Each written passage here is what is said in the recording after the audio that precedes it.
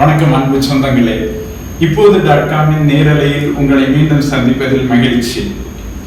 திங்கட்கிழமை சத்தீஸ்கர் மாநிலம் சுக்மாவில் நடைபெற்ற மாவோயிஸ்ட் தாக்குதலில் 25 CRPF வீரர்கள் பெரும் அதிர்ச்சியான அளவில் படுகொலைக்குள்ளாயிருக்கிறார்கள். அதை பேசிக் கொண்டிருக்கிறது. குறிப்பாக தேசிய ஊடகங்கள், மாநில மொழி ஊடகங்கள் இதை பற்றி தொடர்ந்து பேசிக் கொண்டிருக்கின்றன.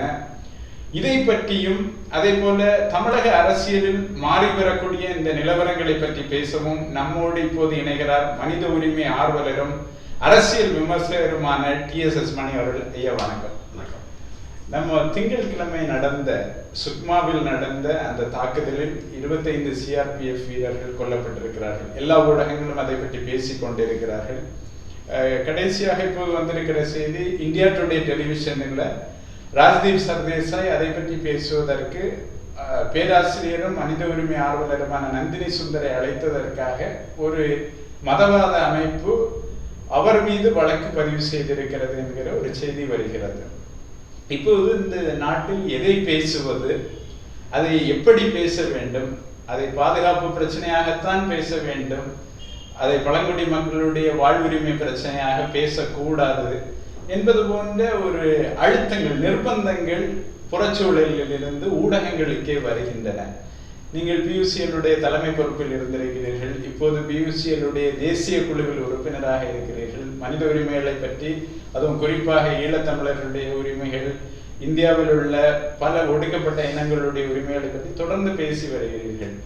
இந்த சுக்மாவில் நடைபெற்ற தாக்குதலை, அதை வைத்து அந்த பழங்குடி மக்களுடைய பிரச்சனைகள், அவர்கள் இயற்கை வளங்களிடமிருந்து அந்நியப்படுத்தப்படுவது, இதை பற்றி பேசுவதை ஏன் மத்திய அரசு இவ்வளவு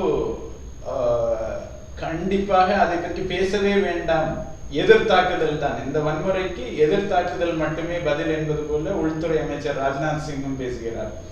இதை நீங்கள் எப்படி பார்க்கிறீர்கள் ஒரு மனித உரிமை ஆர்வலராக? இல்லை, முதல்ல இந்த நிகழ்ச்சி என்பது எப்படி ஊடகங்களில் பிரபலமாக வருதோ, வந்த உடனே PUCL தான் முதலில் ரியாக்ட் பண்ணுவது, இதற்கு தன்னுடைய அறிக்கையை அறிவிப்பது என்பதாக அறிவிச்சிருக்கு.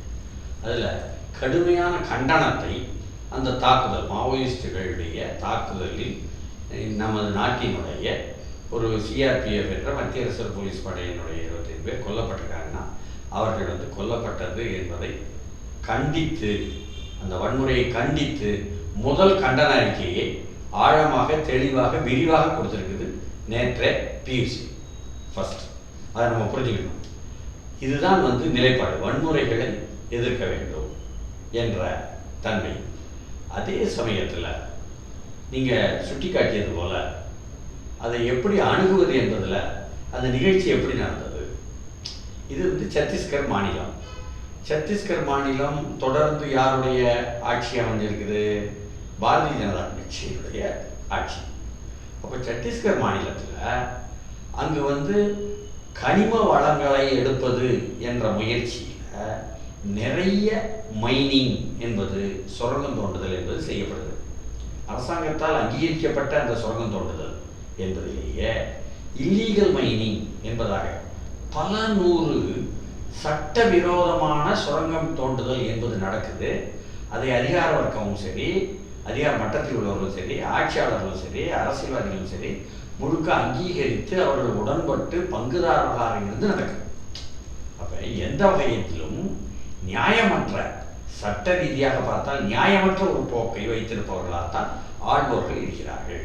சரி, அதை அடுத்து இந்த CRPF-ல எப்படி இவ்வளவு பேர் தாக்குதலுக்குள்ளானாங்க, எப்படி இவ்வளவு பேர் இறந்தாங்க? இல்லைங்க, சாலை ஒன்று போட்டுக்கிட்டு இருந்தாங்க, சாலை போடுவதற்கு பாதுகாப்பு உதவிக்காக இவங்க போனவங்க, மத்தியான நேரத்தில் சாப்பிடுறதுக்காக இவங்க போன நேரத்தில் தான், கொஞ்சம் பேர் போன நேரத்தில் அவங்க சுற்றி வளைச்சி தாக்கிட்டாங்க. இதாக ஒரு சால்சாப்புன்னு சொல்லுவாங்க. அதாவது இந்தியாவினுடைய துணை இராணுவமான CRPF-இனுடைய சோல்ஜர்ஸ் தமிழ்நாட்டிலிருந்து 6 பேர் அதே மாதிரி அதில் இறந்துருக்காங்க. நமக்கு மிகவும் வருத்தம். கிராமத்தில் இருக்கக்கூடிய விவசாய குடியைச் சேர்ந்த ஏழை விவசாயிகளுடைய குடும்பத்தைச் சேர்ந்த இளைஞர்கள், வாலிபர்கள் இந்திய நாட்டை பாதுகாக்க வேண்டும் என்பதற்காக போனவர்கள். அப்ப அவர்கள் உயிரை இவ்வளவு எளிமையா, சீப்பா ஒரு ஆள் கருதுறாங்களா? அவங்களுக்கு முறையான பாதுகாப்பு கொடுக்கலையா? அப்ப எந்த இடத்துல கொண்டு போய் அவங்களை இறக்குறாங்க? உள்ளபடியே இன்றைக்கு ஆங்கில ஏடுகளில் சொல்றான், அந்த வட்டாரம் முழுக்க தங்களுடைய லிபரேட்டட் ஜோன், விடுதலை செய்யப்பட்ட பகுதி என்பதாக அவர்கள் அறிவித்து வைத்திருக்கிறார்கள். அப்போ அதுல அதை தாக்குதல் நடத்தியவர்கள் என்பவர்கள் people's liberation army guerrilla group என்பதாக அதற்கு விளக்கம் சொல்றான். மக்கள் விடுதலை படை கொரில்லா குழு. அதற்கு தலைமை தாங்கியவர் யார்? அவர் அங்க உள்ள ஆதிவாசிகள் வட்டார மக்கள் மத்தியில் இருந்து வந்த ஒரு 24 வயது வாலிபன். அப்போ ஒரு இளைஞன் இந்த அளவுக்கு 200 மாவோயிஸ்டுகளை அரவணைச்சுக்கிட்டு அவருடைய மனைவியும் உடன் இருந்து எல்லோரும் துவக்கெடுத்து இந்த இந்திய அரச படைக்கு எதிராக போர் தொடுப்பது என்பதாக தொடுக்கிறார்கள் சொன்னா, அந்த நேரத்துல வேண்டுமென்றே இவர்களை பேச்சுக்கு சாப்பாட்டு நேரத்துல அந்த மக்களை வைத்து, வட்டார மக்களை வைத்து பேச சொல்லிக்கிட்டே இருக்காங்களாம். யார்கிட்ட? சிஆர்பிஎஃப் ஜவான்ஸ்ல பேச சொல்லிக்கிட்டே இருந்து இவங்க அவர்களையே கேடயமாக சுட்டுட்டாங்க. அதனாலதான் நம்ம ஆளுங்க அதிகம் பேர் செத்துட்டாங்க. அதனாலதான் அவங்க பக்கத்துல 10 பேரை கொண்டோம், ஆனா பாடி எடுத்துட்டு போயிட்டாங்க. அது போய் கூட இருக்கலாம், மிகைப்படுத்தலாம் அரசு. இதுல ஒரு குறிப்பா ஒரு செய்தியை சொல்லணும். அந்த சாலையை சாலை அமைக்கும் பணிகள் நடந்து கொண்டிருக்கின்றன. இந்த சாலை அமைக்கும் பணி ஏறக்குறைய 2-3 மாத காலமாக நடந்து கொண்டிருக்கிறது. அந்த சாலை அமைக்கும் பணியின் போது சிஆர்பிஎஃப் உடைய வீரர்களும் இந்த கிராமத்து மக்களும், இந்த புர்காபால் என்கிற அந்த கிராமத்து மக்களும் நெருங்கி அந்யோன்யமாக பழகி கொண்டிருந்தார்கள். ஆனால் ஒரு 2 மாதங்களுக்கு முன்பு அந்த ஊர் தலைவரை மாவோயிஸ்டுகள் கொண்டு விட்டார்கள். அதற்கு பிறகு சிஆர்பிஎஃப்க்கும் இவங்களுக்கும் இருந்த அந்யோன்யம் போய்விட்டது என்று இந்தியன் எக்ஸ்பிரஸ் எடுத்து சொல்கிறது. இப்படிப்பட்ட செய்திகள் தொடர்ந்து வந்து கொண்டே இருக்கின்றன. ஏன் அந்நியமானார்கள்? ஏன் அந்யோன்யமாக இருந்தார்கள்? சிஆர்பிஎஃப்பும் இவர்களும் அன்பாக இருந்ததை மாவோயிஸ்டுகள் தான் பிரித்து விட்டார்கள் என்பது போன்ற ஒரு வகையான ஒரு கதையாடலை கட்டமைக்கிறார்களா? அதுலதான் என்ன பிழை செய்யறாங்கன்னா, மக்கள் யாருக்கும் அச்சப்படுறதில்லை. அப்போ அந்த மக்கள் தங்களுடைய ஊர் தலைவரை கொண்டுட்டாங்க மாவோயிஸ்ட் என்பது உண்மையானால், மாவோயிஸ்டுகளுக்கு எதிராக சிஆர்பிஎஃப் உடன் மிக அதிகமாக அந்யோன்யமா போகணும்.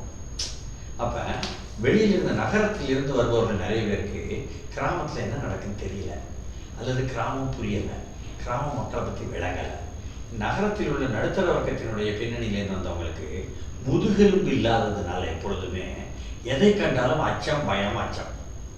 அதே போலதான் கிராமத்து மக்களும் இவனாவே நினைச்சுக்கிறாங்க.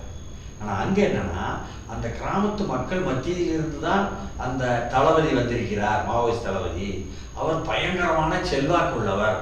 அவங்களே தான் ஆங்கிலேயர்கள் எழுதுறாங்க இன்னைக்கு. அவர் அந்த பகுதி மக்கள் மத்தியில், ஆதிவாசி மக்கள் மத்தியிலும், அந்த மலையோர மக்கள் மத்தியிலும், அதிகமான காட்டு வாசிகளாக வாழக்கூடிய மக்கள் மத்தியிலும் அதிகமான செல்வாக்கு மிக்கவராக இருக்கிறார். அப்போ உண்மை என்னன்னா, சிஆர்பிஎஃப் என்ற அரச படையை விட மாவோயிஸ்ட் படை அதிகமான மக்கள் மத்தியில் ஆழமாக இருக்கிறார்கள் என்ற அர்த்தம்.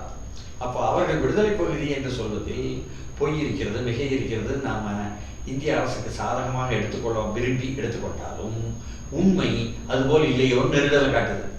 அப்போ நமக்கு அங்க நடக்கக்கூடிய விஷயங்களை பற்றி ஒரு தவறான அபிப்பிராயம் தான் சொல்லிக் கொண்டிருந்திருக்கிறார்களே தவிர, தவறான செய்திகளை தான் பரப்பி கொண்டிருக்கிறார்களே தவிர, உண்மை அங்கு அப்படி இல்லை. அதனாலதான் மக்களை கேடயமாக்கினாங்க.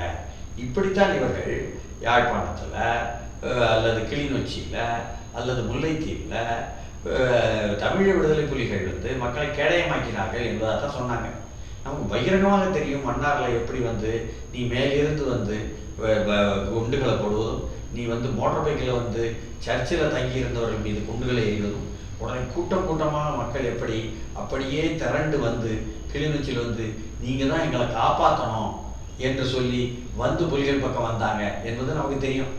அப்போ எப்ப பார்த்தாலும் பொய் சொல்வது, மிகைப்படுத்துவது, தவறான செய்தியை வெளியே கொடுப்பது என்பதாக யார் ஆளும் கட்சியாக இருந்தாலும், இந்த காங்கிரஸோ பாஜகவோ, ஏன்னா இந்த தளபதியை பற்றி சொல்றாங்க, அந்த மாவோயிஸ்ட் தளபதியை காங்கிரஸ் மீது ஏற்கனவே காங்கிரஸ் தலைவர் உட்பட தேர்தல் நேரத்தில் வந்த பொழுது என்ன சில பல ஆண்டுகளுக்கு முன்னால் அடித்து இப்போ க்ளோஸ் பண்ணாங்களே கன்னிவெடி மூலம், அதுவும் இவர் தான் தலைமையினர்.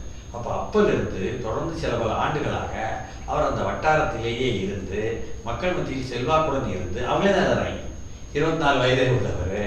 அப்புறம் அந்த மக்கள் இருந்து வந்தவங்களை எப்போ தலைமை கொண்டு வந்துட்டாங்களோ, ஒரு ஆந்திராவில் இருந்தோ ஒடிசாவில் இருந்தோ போன மாவோயிஸ்ட் தலைவர்கள் செய்யாமல் அவர்களையெல்லாம் இவங்க கொண்டுட்டாங்க. அதுக்கு பிறகு என்ன அவங்களே வந்து அப்படி தலைவர்களை உருவாக்கும் பொழுது அங்கே சரியோ தவறோ ஒரு மக்கள் சக்தி என்பதாக எந்திரிச்சு நிற்குது என்ற உண்மையை உலகுக்கு சொல்லணும்.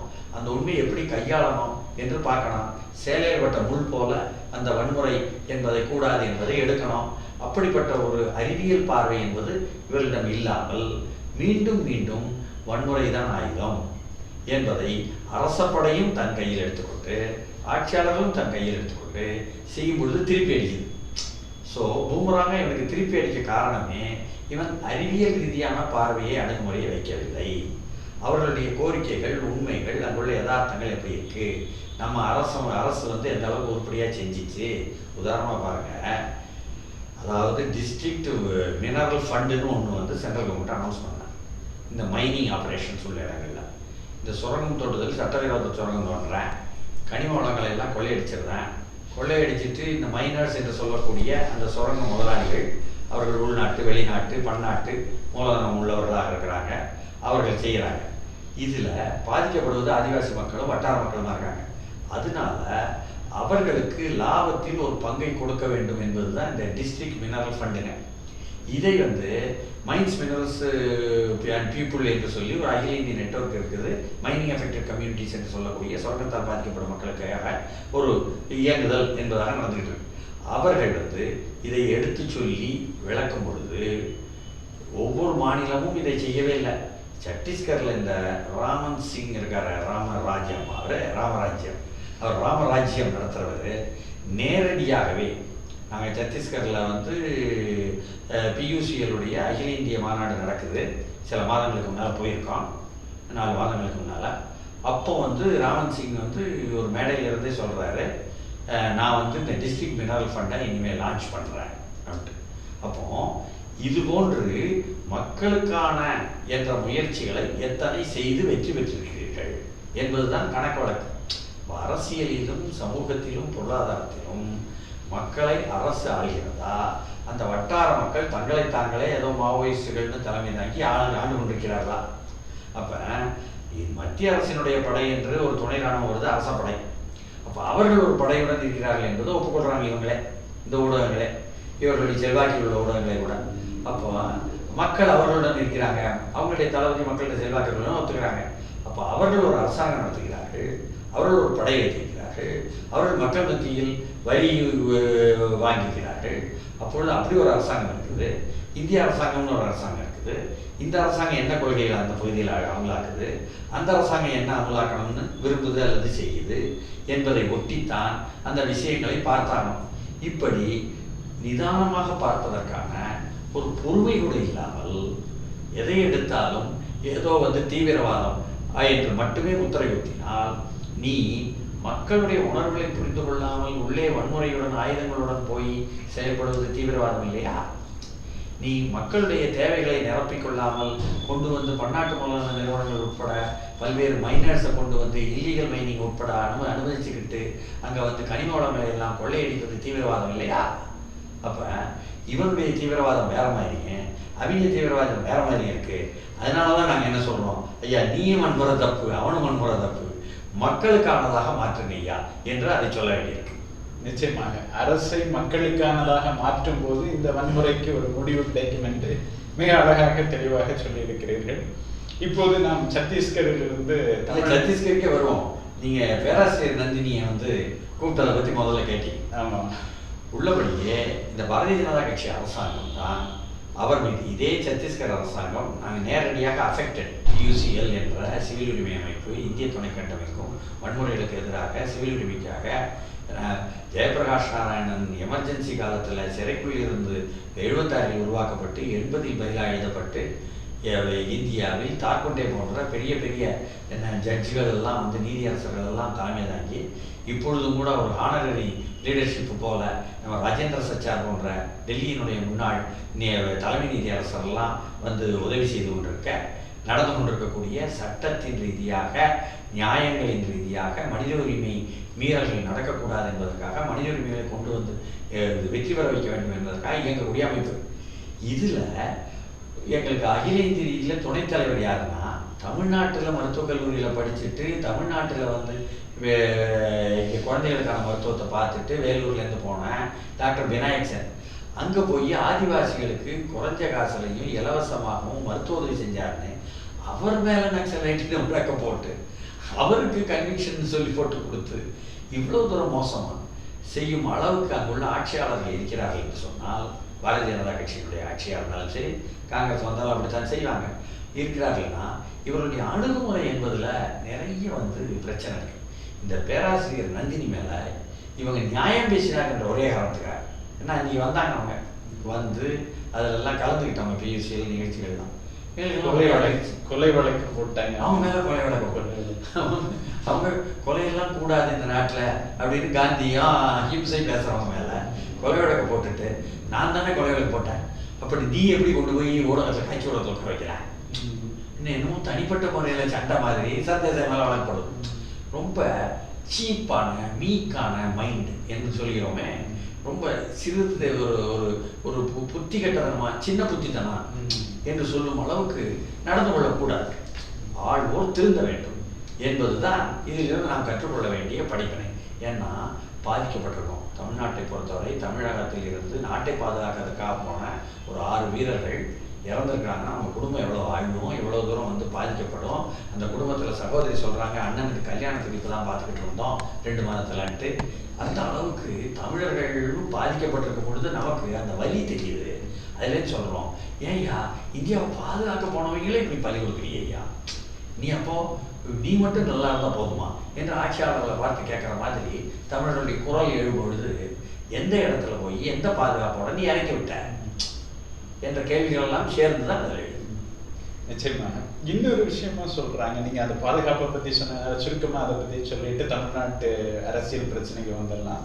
இந்த ஸ்டாண்டர்ட் ஆப்ரேட்டிங் ப்ரொசீஜர்ஸை சிஆர்பிஎஃப் வீரர்கள் மீறிட்டாங்க அப்படின்னு சொல்லி அந்த பழியை மத்திய அரசு ஏற்றுக்கொள்ள மறுத்து, பார்த்தீர்களானால் குறிப்பாக இந்தியன் எக்ஸ்பிரஸ் போன்ற ஏடுகளில் எஸ்ஓபி அந்த அவர்கள் சிஆர்பிஎஃப் வீரர்கள் தங்களுடைய விதிகளை மீறி அந்த மக்களோடு லஞ்ச் சாப்பிட உட்கார்ந்து விட்டார்கள், அதனால் இந்த தவறு நடந்து விட்டது என்பது போன்ற சித்தரிப்புகள். அதாவது இந்த பிரச்சனையிலும் கூட இவர்கள் எங்களுடைய வீரர்கள், எங்களுக்காக அந்த சாலை அமைப்பை வளர்ச்சி பணிகளை பாதுகாக்க போனவர்கள் என்பதை கூட மறுதளிக்கக்கூடிய ஒரு நிலைமையை தான் நாம் பார்க்கிறோம். நம்ம அடுத்து நேரடியாக சொந்த நாட்டினுடைய உயிரை கொடுத்து வரக்கூடிய வீரர்களையே நீ வந்து அநியாயமாக அவமானப்படுத்துற, தலைமையே இல்லை சிஆர்பிஎஃப்க்கு அப்படின்ட்டு இன்னொன்று வருது. அப்போ அது போட வேண்டியது யாரு? நீ நடுவண் அரசு, நீ உள்துறை அமைச்சர் ராஜ்நாத் சிங் அப்போ இதை வந்து பொறுப்பெடுப்பாரா என்ற கேள்வி வரும். அது மட்டும் இல்லாமல் இன்னொரு துணை இராணுவத்தில் எல்லை பாதுகாப்படையில் இப்போ தான் உணவெல்லாம் இல்லைங்க கொடுக்கலைங்க என்று சொன்னதுக்காக ஒரு ஆள் மேல் நடவடிக்கை எடுத்திருக்கேன். இப்படியாக உண்மைகளை சொல்ல முடியாமல் புழுங்கிட்டு இருக்கிறாங்க துணை இராணுவத்தில் இருக்கக்கூடிய நாட்டுக்கு பற்றுக்காக வந்த நல்ல உள்ளங்கள். அந்த அளவுக்கு ஆழ்வோருக்கு முழுக்க முழுக்க தங்களுடைய அதிகாரம் தங்களுடைய ஊழல் என்பது தான் முதன்மையாக இருக்கும் பொழுதுதான் இந்த பிழைகள் தான். நிச்சயமாக நீங்கள் அதை பற்றி ஒரு மக்கள் மயப்பட்ட பார்வை ஆட்சியாளர்களுக்கு வரும்போதுதான் இது போன்ற வன்முறைகள் 2 பக்கங்களிலும் உள்ள வன்முறைகளுக்கு ஒரு முடிவு வரும் என்பதை மிக திட்டவட்டமாக சொல்லியிருக்கிறீர்கள். அதே கருத்தை தான் இப்போது .com வைத்திருக்கிறது. இப்போது தமிழ்நாட்டு அரசியலை பொறுத்த வரைக்கும் இப்போது அதிமுகவுடைய பொதுச் செயலாளர் துணை பொதுச் செயலாளர் டிடிவி தினகரனுக்கு 5 நாள் போலீஸ் காவலில் எடுப்பதற்கு நீதிமன்றத்தில் இன்றைக்கு அனுமதி வழங்கப்பட்டிருக்கிறது. அதாவது தேர்தல் ஆணையத்திற்கு லஞ்சம் கொடுக்க முயற்சித்தார், இரட்டை இலை சின்னத்தை மீட்பதற்காக தங்கள் பக்கம் அதை வாங்கிக் கொள்வதற்காக கையூட்டு கொடுக்க முயற்சித்தார் என்கிற அடிப்படையில் 3 நாட்கள் விசாரணைக்கு பிறகு அவர் மீது குற்றத்திற்கான முகாந்திரம் இருக்கிற அடிப்படையில் இந்த விஷயம் நடந்து கொண்டிருக்கிறது. மேலும் விசாரிக்க போகிறார்கள் என்று சொல்கிறார்கள். இது எல்லாம் சரிதான். இப்போது ஓபிஎஸ் அணியில் இருக்கக்கூடிய பொன்னியன் சொல்கிறார், இது சரிதான், இவர் தவறு செய்தவர் தண்டனை அனுபவிக்க வேண்டியதான். திமுகவை பொறுத்த வரைக்கும் அதை பற்றி அவர்கள் பெரிதாக கருத்து சொல்லவில்லை, மௌனம் காக்கிறார்கள் என்கிற ஒரு விஷயம் இருக்கிறது. ஆனால் இந்த எல்லாவற்றுக்கும் மேலாக இதில் மத்திய அரசுடைய தமிழக அரசியலை கட்டுப்படுத்துவதற்கான, தமிழக ஆட்சியாளர்களை கட்டுப்படுத்துவதற்கான ஒரு வேலை. ஏனென்றால் இந்த டெல்லி போலீஸ் என்பது நேரடியாக ராஜ்நாத் சிங் மத்திய உள்துறை அமைச்சகத்தின் கட்டுப்பாட்டில் இருக்கக்கூடிய ஒரு காவல்துறை. அவர்கள் மூலமாக இந்த விஷயம் நடக்கிறது, அவர்கள் மூலமாக தான் இது எல்லாமே நடக்கிறது. அப்போது மத்திய அரசின் பங்கு என்ன என்பதை சந்தேகிக்கக்கூடிய ஒரு அவசியம் ஊடகங்களுக்கு இருக்கிறது. அதைதான், அந்த சந்தேகத்தை தான் இப்போது .com எழுப்ப விரும்புகிறது. நீங்கள் இதை பற்றி என்ன நினைக்கிறீங்க? அதாவது முதல்ல இந்திய அரசினுடைய ஒரு தேர்தல் ஆணையத்தை யாராவது லஞ்சம் கொடுக்க முயற்சி எடுத்தாங்க என்று சொன்னால் கண்டிப்பாக கைது செய்வதோ, வழக்கு போடுவதோ, தண்டனை கொடுப்பதோ முழு நியாயமானது. அதை அடுத்து இங்கே ஒரு தமிழ்நாட்டில் ஒரு மிகவும் பிரபலமான ஒரு கட்சி, அதனுடைய துணை பொதுச் செயலாளர், இன்னமும் சொல்லப்போனால் வெளிப்படையாக ஆளும் கட்சி, அதனுடைய துணை பொதுச் செயலாளர், அவர் இதை கொடுத்தார் என்று கை செய்கிறாங்க. அப்படிப்பட்ட முக்கியமான பொறுப்பில் உள்ளவர் இப்படி செய்தால் கண்டிப்பாக கை செய்யணுங்கிறதுல மாற்றுக்கருத்து கிடையாது.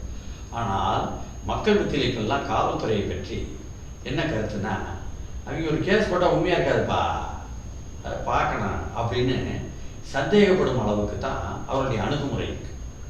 ஏன்னு கேட்டால், இவரை டிடிவி தினகரன் என்பவரை தொடர்ந்து ஒரு நாள், 2 நாள், 3 நாள், 4 நாள், 5 நாள்னு சொல்லி உட்கார்ந்து தினசரி சாயந்தரம் போவாராம். இரவு 10 மணி 12 மணி வரை கேள்வி கேட்டுக்கிட்டே இருப்பாங்களாம். 50 கேள்விகள் கேட்டாங்களாம். பல்வேறு வடிவத்தில் கேட்பாங்க. இந்த என்கொயரி என்பது காவல் நிலையத்தில் எப்படி நடக்கும், காவல்துறையால் எப்படி நடத்தப்படும் என்பதில் நேரடி மறைமுக அனுபவங்கள் எல்லாம் நிறைய பேருக்கு உண்டு, எங்களுக்கு உண்டு. அப்போ உங்களை சிந்திக்க விடாமல், உங்களை சரியான கருத்துக்களை சொல்ல விடாமல், கேள்விகளை போட்டு உங்களை குழப்புவதும், தொடர்ந்து உங்களுக்கு உளவியல் ரீதியான சித்திரவதை கொடுத்தல் என்பதாக மாலையில் தொடங்கி 10, 11, 12 ஒரு ஆள் அப்படியே ஒரு மாதிரி ஒரு நிலைக்கு போயிடுவான். அவன் தூக்கமின்மை நிலையில் என்ன பேசுகிறான்னு. அப்போ முதல்ல எனக்கு ஒன்றும் தெரியாது, இந்த பிடிப்பட்ட சுகேஷை தெரியாது சொல்லிட்டு இருந்தவர் கடைசி நாளில் என்ன சொல்கிறாரா, 4ஆவது நாள் மேலே இல்லை தெரியும் பேசினேன், உயர்நீதிமன்ற நீதின்னு சொன்னார், நினைச்சு பேசினேன் என்ன சொல்கிறார். அப்போ இது எல்லாம் உண்மையாக இருந்தால் சரி, நடவடிக்கை எல்லாம் சரிதான். ஆனால் இதெல்லாம் பொய்யாக இருந்தால் மாபெரும் பிழையாச்ச. காவல்துறையினுடைய இந்த அறிவியல் ரீதியற்ற ஒரு அணுகுமுறை, ஒரு மனிதனை ஒரு டார்ச்சர் பண்ணுறது, சித்திரவதை செய்வது என்ற ஒரு உளவியல் ரீதியான தன்மையை கொடுத்து எடுப்பது என்பது இங்கே நடந்திருக்கு என்பது வெள்ளிடை மலையாக எல்லாருக்கும் தெரியும்.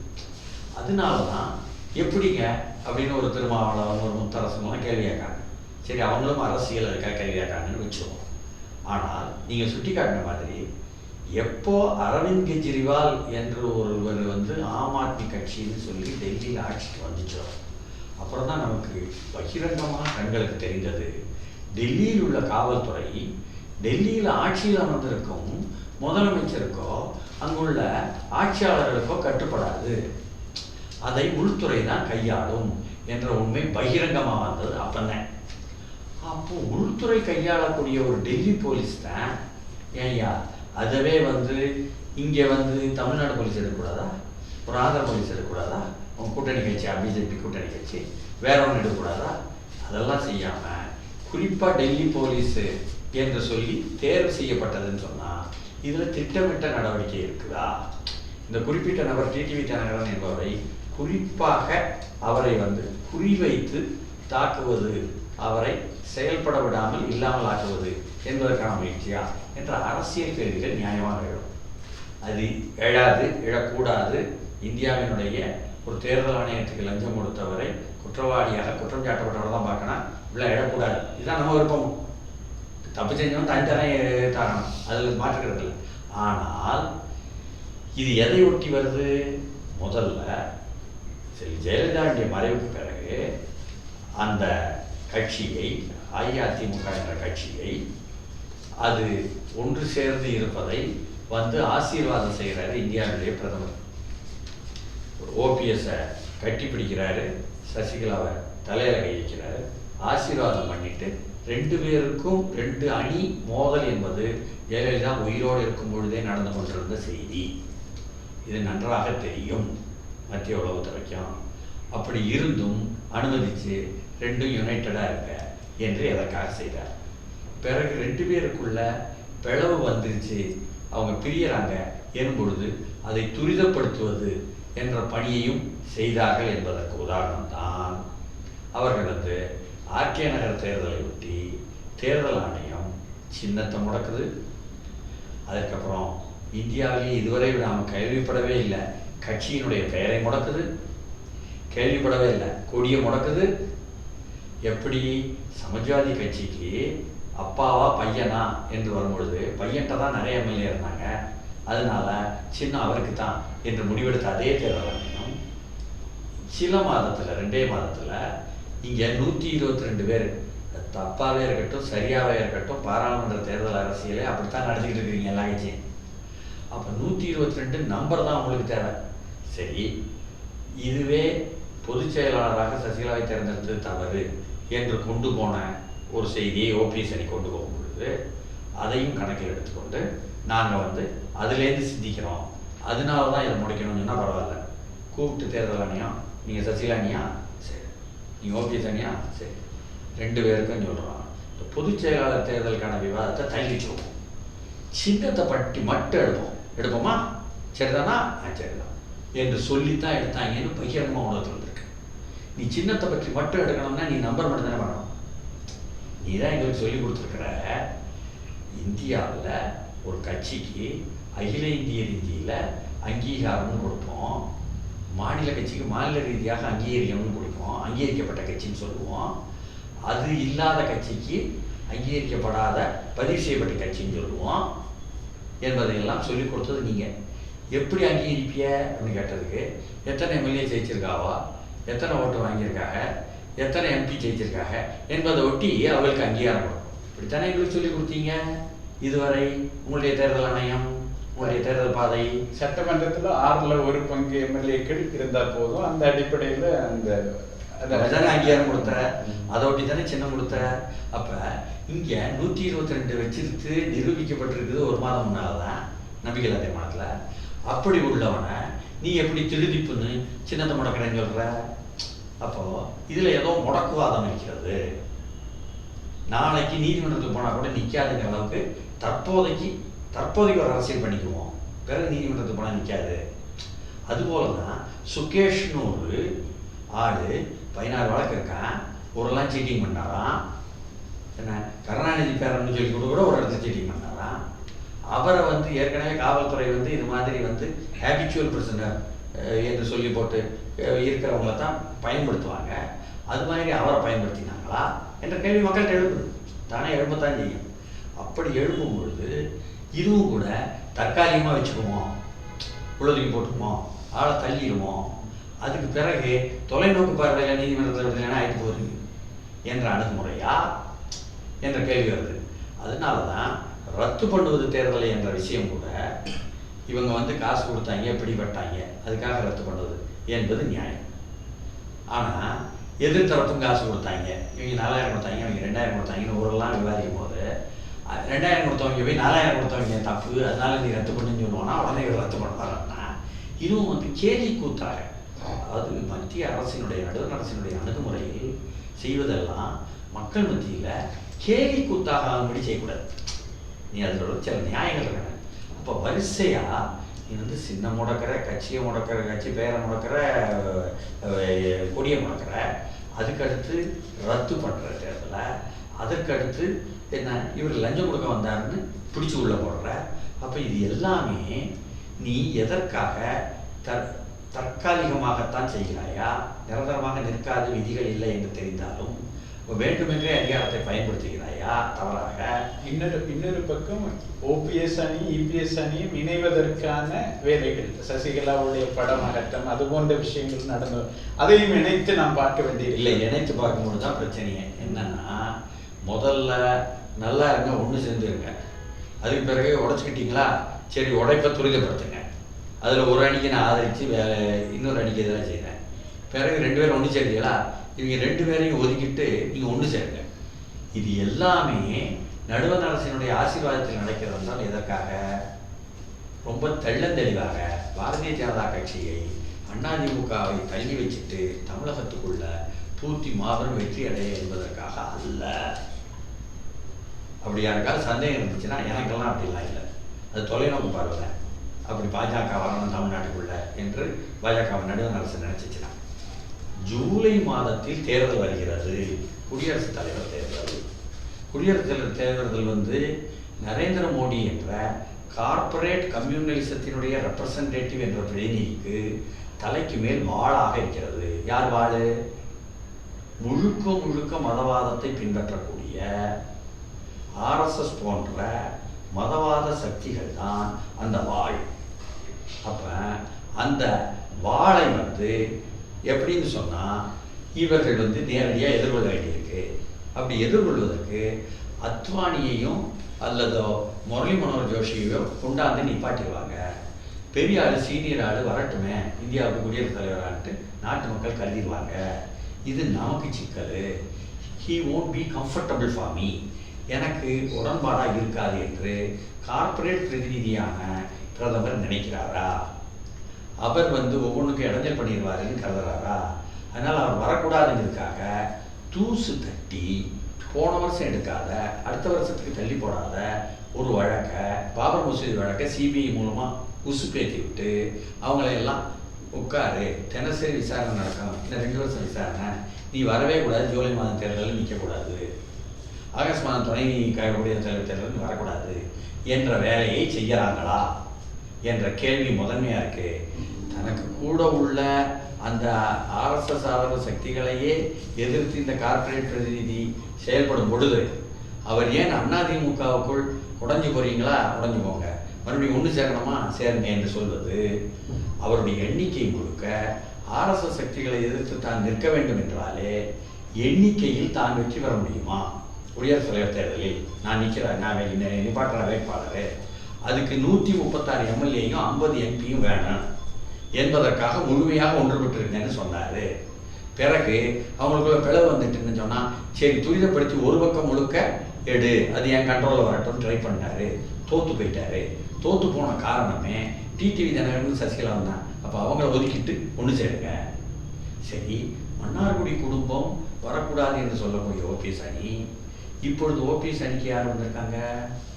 பகிரங்கமாக நடராசன் என்ற மன்னார்குடி குடும்பத்தைச் சேர்ந்தவரும், திவாகரன் என்ற மன்னார்குடி குடும்பத்தைச் சேர்ந்தவரும், தீபக் என்ற பையன் மூலமாக ஒரு அறிக்கையை விட்டு அதன் மூலமாக டிடிவி வெளியே போனோம், பொதுச் செயலாளர் ஓபிஎஸ் வரணும்னு அறிக்கை இல்லையா?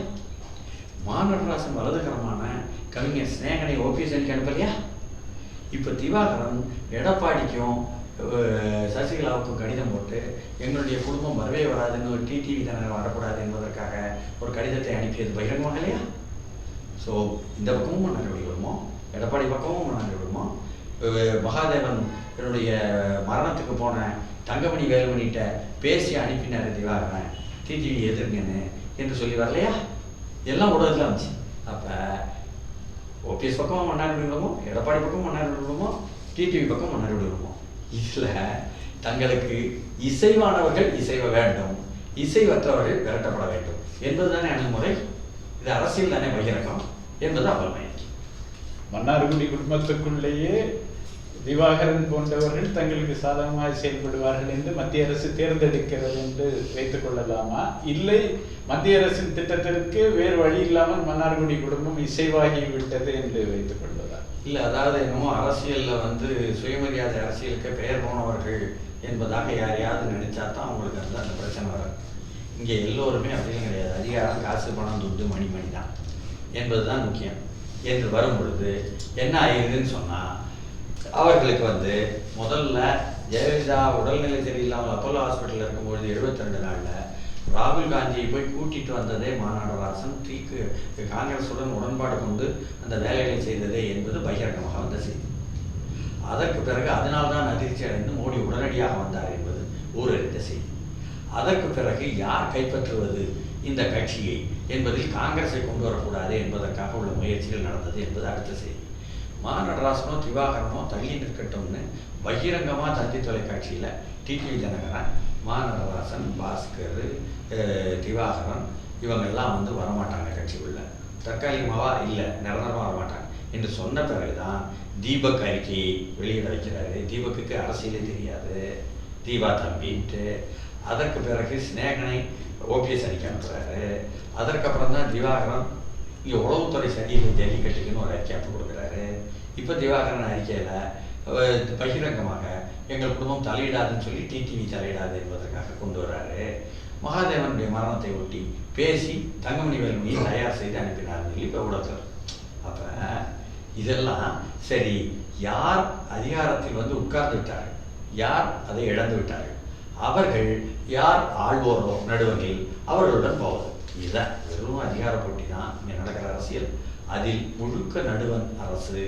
நீங்கள் சேர்ந்திருக்க வேண்டும், இல்லை நீங்கள் பிரிந்திருக்க வேண்டும், இல்லை நீங்கள் சேர்ந்திருக்க வேண்டும். எல்லாமே 136 எம்எல்ஏயும் 50 எம்பியும் சொலையா எங்களுக்கு ஓட்டு போடணும் ஜூலை மாதமும் ஆகஸ்ட் மாதமும் என்பது தானே தவிர வேறு எதுவுமே இல்லை. இப்போ 4 மாநிலம் ஜெயிச்சிட்டோன்னு ஆஹா நம்ம ஜெயிச்சிட்டோம், அதனால எப்படியும் வெற்றி பெற்றுருவோம் குடியரசுத் தலைவர் தேர்தல் என்ற எண்ணத்தில் சரி உடைக்கிறீங்களா உடையுங்க என்று சொன்னாங்க என்பதாகவும், பிறகு 4 மாநிலம் வெற்றி பெற்றாலும் 24,000 ஓட்டு குறையுது என்ற கணக்கு வழக்கு வந்த பிறகு அப்படியானா அந்த கணக்கு வழக்க அந்த ஒரிசாவில் உள்ள கட்சியை உடைப்போமா, ஆளுங்கட்சியா இல்லை தெலுங்கானாலேருந்து எடுப்போமா என்ற விவாதம் ஒரு பக்கம் போயிட்டு இருந்தாலும் இல்லை, இங்கே 136 50 மொத்தமாக இணைஞ்சா கிடைக்கும், இங்கிருந்தே அழியிடுவோம். அப்போ தான் நாளைக்கு 16 கட்சிகளை சேர்த்து இன்றைக்கி வந்து சோனியா வந்து எதிர் வேட்பாளர் நிறுத்த போகிறாங்க, நிதிஷ் கூட பேசிட்டாங்க என்பதெல்லாம் வருது. அப்போ வரும்பொழுது அதுக்கு ஆதரவாக திடீர்னு ஆர்எஸ்எஸ் போயிட்டா 1984ஆம் ஆண்டு டெல்லி ரயட்ஸில் காங்கிரஸினுடைய சேவாதள் மட்டும்தான் போய் அடித்ததா சீக்கியர்களை. அதில் ஆர்எஸ்எஸ் விஸ்வ இந்து பரிஷத் இந்துத்துவவாதிகளும் போனார்கள் என்று செய்தி அப்போ வரலையா? அப்போ இவருடைய கார்பரேட் கம்யூனலிஸ்ட் ரெப்ரசன்டேட்டிவ்க்கும் நேக்கட் கம்யூனலிசத்தினுடைய ரெப்ரசன்டேட்டிவ் உள்ள கிளாஷாக தான் பவர் ஸ்ட்ரகிள் அதுதான் இது என்பதாகத்தான் எனக்கு புரியுது. இப்போது உள்துறை அமைச்சகத்துடைய பங்கு பற்றி நம்ம ஏற்கனவே பேசணும். குறிப்பாக டிடிவி தினகரன் மீதான விசாரணையில் உள்துறை அமைச்சகம் என்றைக்கு அதிமுகவுடைய 2 அணிகள் இணைய வேண்டும் என்கிற பேச்சுவார்த்தை என்ற தேதி குறிக்கப்பட்டதோ அன்றைக்கு ஓபிஎஸ்ஸுக்கான ஒய் பிரிவு பாதுகாப்பையும் கொடுக்கிறார்கள். அவருடைய கரங்களை பலப்படுத்துகிறார்கள் என்று நாம் வைத்துக் கொள்ளலாமா? அதை நீங்கள் எப்படி பார்க்கிறீங்க? இல்லை, பகிரங்கமாகவே செய்கிறாங்க. அதே மாதிரி இவங்களும் டிடிவி சசிகலா அணியினரும் இவங்களும் பகிரங்கமாகத்தான் எடப்பாடியுடன் சேர்ந்து செய்கிறாங்க. ஏன்னா இவங்களுக்கு ஒரே சமூகத்தை சேர்ந்த முசிறியை சேர்ந்த ஒருத்தர் தமிழ்நாடு வந்து விவசாயிகள் மத்தியில் பிரபலம் இல்லாத ஐயா கண்ணை டெல்லிக்கு அனுப்பி நடுவர் அரசு எடுத்து மட்டுமே போராட வைக்கிறாங்க. அப்புறம் கடைசியாக எடப்பாடி போய் உங்கள் விஷயமெல்லாம் நம்ம மோடிகிட்ட பேசியாச்சு, ஓபிஎஸ்க்கு தான் இடம் கொடுத்து பேச விடுவார், இல்லை எங்களுக்கும் இடம் கொடுத்து பேச விடுகிறார், நாங்களும் சரணடைய தயார், நாங்களும் இணங்கி போக தயார் என்று மோடியினுடைய இதயத்தில் இடம் பெற்ற பிறகு வாங்கன்னு அந்த ஐயா கண்ணை அங்கேருந்து கூட்டிகிட்டு வந்துடுறாரு. அப்போ ஒவ்வொன்றுமே இவர்கள் திட்டமிடுகிறார்கள், அவர்கள் திட்டமிடுகிறார்கள், அவர்கள் திட்டமிடுகிறார்கள், இவர்கள் திட்டமிடுகிறார்கள் என்பதாகத்தான் அரசியலாக பார்க்கணும். மிக விரிவாக பின்னணி தகவல்களை நீங்கள் எங்களுக்கு வழங்கியிருக்கிறீர்கள். தொடர்ந்து இதே போல எங்களுடைய நிகழ்ச்சியில் நீங்கள் கலந்து கொள்ள வேண்டும் என்று இந்த நேரத்தில் இந்த சமயத்தில் வேண்டுகோள் வைத்து விடைபெறுகிறேன். மிக்க நன்றி.